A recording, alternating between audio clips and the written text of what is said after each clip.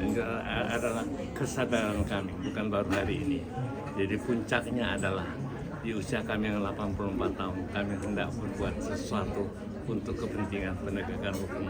Karena kalau berbicara mengenai penegakan hukum adalah usaha yang tak henti-hentinya. Dan memang di seluruh demokrasi perjuangan semacam ini sangat dibutuhkan, apalagi sekarang kalau kita ngomong mengenai kejahatan itu sudah transnasional. Itulah makanya anak-anak muda ini saya katakan pada saat milenial yang tadi membacakan dia punya katakanlah deklarasi, itu karangan mereka, bukan dari saya cuma kasih pengarahan. Karena memang kantor ini selalu membina orang-orang muda dan kebanyakan mereka berhasil. Mungkin sekarang ini kasus yang tengah ditangani seperti apa? Saya kira banyak. Tiap minggu saya ada di lapangan ya.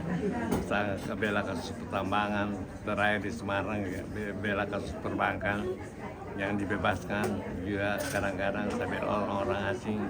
Jadi tiap hentinya saya membela perkara, artinya masyarakat Indonesia masih mempercayai OCK sebagai advokat. Ya.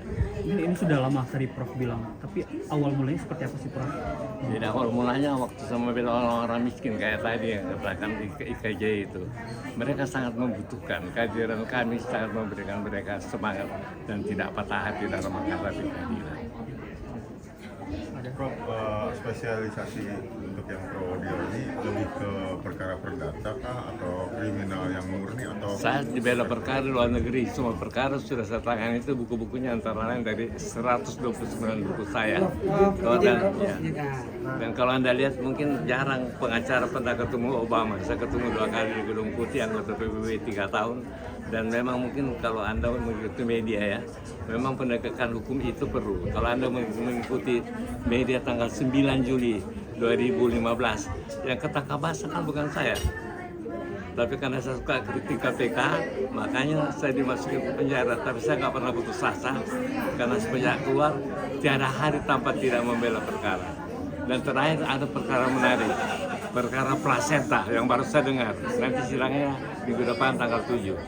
Ada perusahaan penabung plasenta yang menghilangkan plasenta klien saya. Itu kan untuk pengobatan dan lain sebagainya. Saya baru dengar kasus ini dan akan dimajukan. Jadi banyak perkara-perkara aneh di sini yang artinya perkara aneh ya, yang artinya membutuhkan perjuangan hukum. Ya. Terkait yang perkara transnasional yang kemarin kan Indonesia. Ya, waktu saya bela di Gense, waktu Tommy Soeharto digugat oleh Paribas, kan Kejaksaan Agung didampingi oleh itu ada bukunya, oleh Yusuf Sabda. Mereka mengatakan uangnya katakanlah Tommy Soeharto dari asal korupsinya dari Pak Harto. Terbukti nggak ada buktinya bahwa Pak Harto pernah dihukum masalah korupsi. Saya menangkan perkara itu. Silahkan bukunya kalau mau dibaca boleh. Saya bikin buku 7 tahun saya bolak-balik di Gense. Jadi ada lagi pembunuhan salah yang dibunuh kasusnya di Singapura. Begitu dibunuh oleh dosanya langsung dibakar mayatnya. Bagaimana kita ngomong itu? Itu banyak perkara aneh yang saya tangani di sini.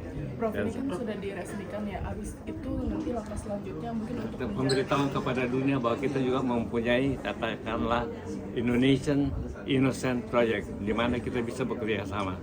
Kalau misalkan kasus-kasus katakanlah terorisme, bisa kejadiannya di Indonesia tapi korbannya di Malaysia atau di mana-mana kan. Jadi itu memang sekarang bukan cuma korupsi dengan katakanlah ya pencucian uang yang transnasional, tapi banyak kejahatan transnasional. Kayak narkoba pasti. Ya, untuk menjaring orang-orang yang membutuhkan bantuan itu bagaimana? Karena kan zamannya komunikasi, mereka tahu ada proyek itu di Indonesia di kantornya OCK dengan hubungan katakanlah komunikasi digital. Hari ini juga apa yang saya lakukan hari ini sudah sampai di dunia kok. Prof, bisa dijelaskan lagi tentang 6/2006? Itu angka yang gampang diingat supaya saya melakukan sesuatu di tanggal 6 kan semuanya 6 kan. Itu kan ide saya untuk supaya akte notarisnya juga nomor 6. Hanya ya pengingat gampang sesuatu yang bersejarah yang saya bisa lakukan di tanggal 6 bulan 6 tahun 2026. Ini kan cuma sekali kejadian, itu aja. Kalau untuk pengurusnya dari OCK saya, kemudian tadi yang anak-anak muda itu minum mereka si Alexa, Rehan yang mau baca itu mereka konsep Berarti tidak ada bedanya dengan asosiasi.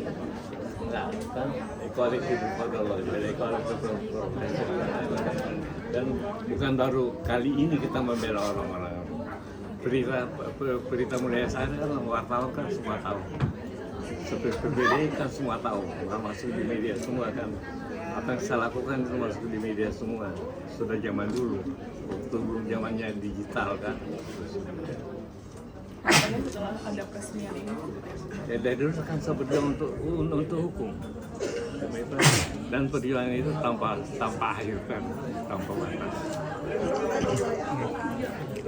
Ini kan cuma kantor pengacara sekali kita mulai begini kan. Ya. Dan untung nama diberikan kemarin disetujui oleh Menteri Hukum dan HAM.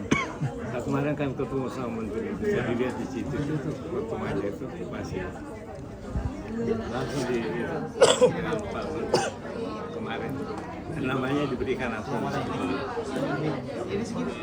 Ini buku-buku antara buku saya udah 129 buku tadi. Agak banyak.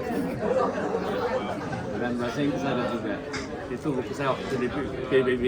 Saya catat semua. Trust itu, corruption, trust national organization. Gitu aja. Kali ini buku ketika presiden sudah ada. Dan sekarang saya non politik, jadi murni hukum. Ada pertanyaan? Oke, kasih Prof. Prof, udah ya, semua.